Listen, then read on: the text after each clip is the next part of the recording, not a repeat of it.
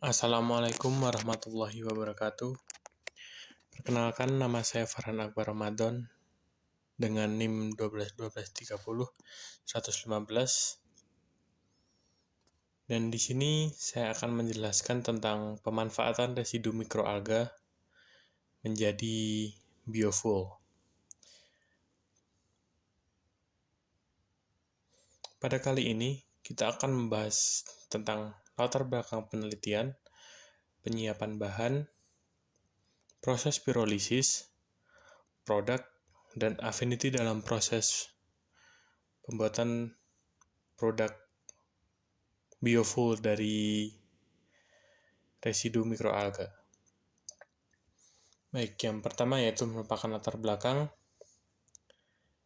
Saat kini kita mengetahui bahwa adanya peningkatan populasi di dunia telah mengakibatkan adanya peningkatan permintaan sumber daya yang bersumber dari fosil.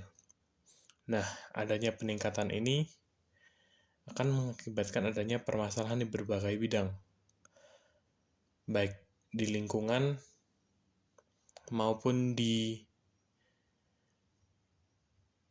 industri.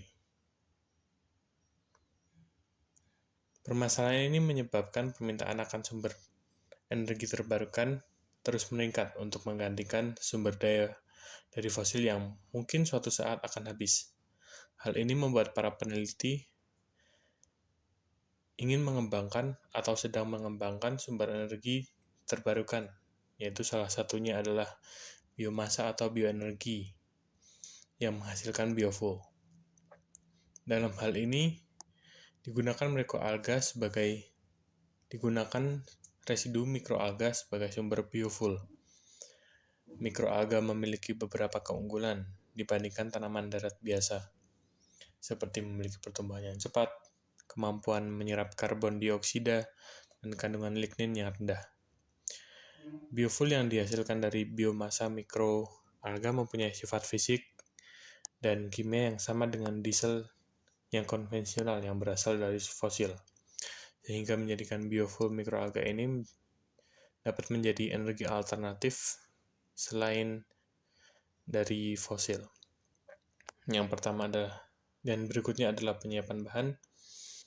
Nah, pada proses awal bahan yaitu mikroalga dilakukan pengkulturan pada alga, kemudian diinokulasikan dalam kondisi steril ke dalam media kultur. Kemudian dilakukan proses ekstrasi lipid atau lemak dari mikroalga mentah pada suhu 25 derajat Celcius. Kemudian dilakukan analisa lebih lanjut dan dilakukan pengumpulan residu lipid. Dan yang berikutnya adalah proses pirolisis. Percobaan pirolisis produksi bio-oil dari sampel dan analisis produk selanjutnya dilakukan dengan pirolisis kromatografi gas spektrometri massa atau PY-GCMS. Nah, pirolisis adalah metode penguraian bahan organik melalui pemanasan pada suhu tinggi tanpa adanya kehadiran oksigen. Dalam proses ini, bahan yang dipirolisis mengalami perubahan kimiawi yang tidak dapat dikembalikan ke dalam bentuk aslinya atau irreversible. Nah, pirolisis sendiri merupakan salah satu teknik termokimia yang banyak digunakan untuk menguraikan biomasa. Proses pirolisis biasa digunakan untuk mendapatkan produk seperti syngas, bio-oil, biochar, dan biochar. Metode ini banyak digunakan karena memiliki kelebihan, yaitu konsumsi sampel yang lebih sedikit, kecepatan analisa yang tinggi, sensitivitas yang tinggi, dan potensi untuk penentuan produk pirolisis secara kualitatif maupun kuantitatif. Nah, pada percobaan kinetika pirolisis oksidatif dengan melihat bagaimana sampel residu mikroalga dapat terurai secara termal di bawah atmosfer oksidatif atau udara kering.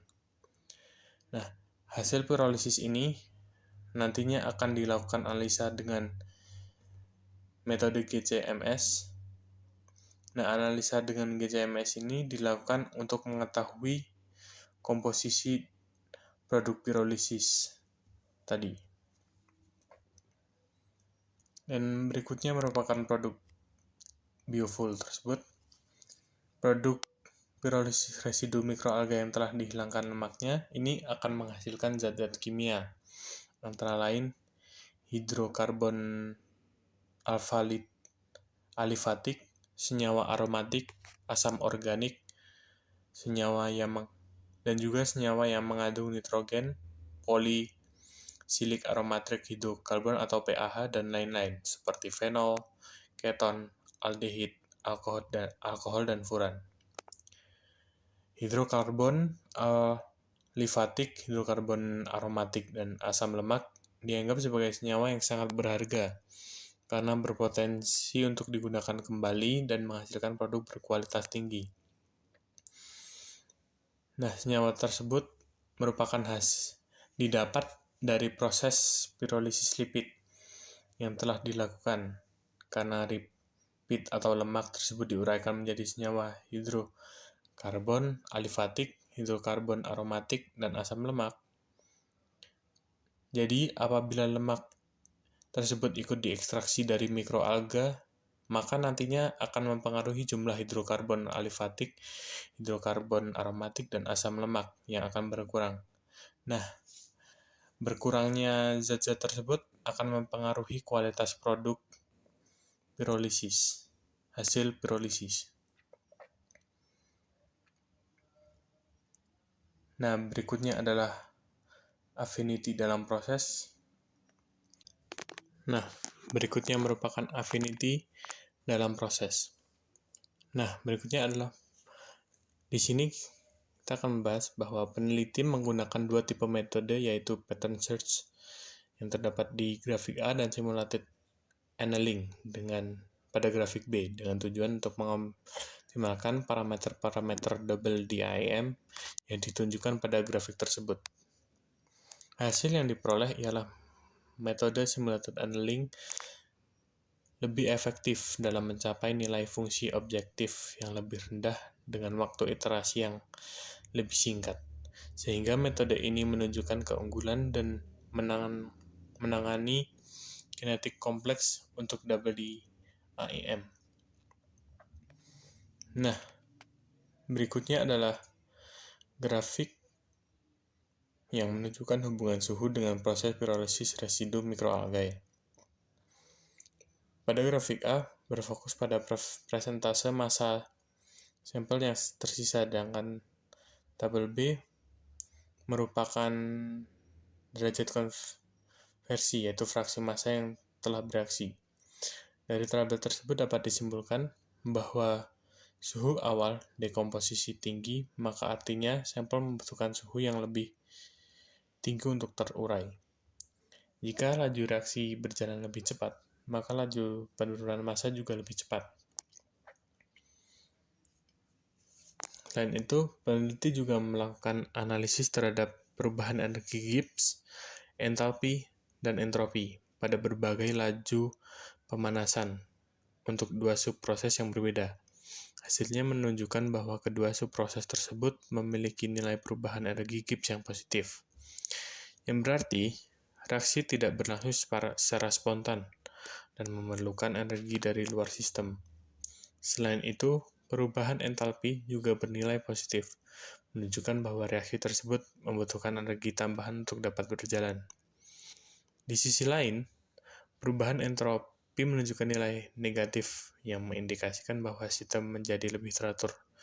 Dengan kata lain, meskipun reaksi ini memerlukan energi untuk berlangsung, sistem cenderung berada dalam keadaan yang lebih teratur dan terorganisir.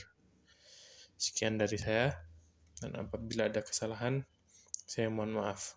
Assalamualaikum warahmatullahi wabarakatuh.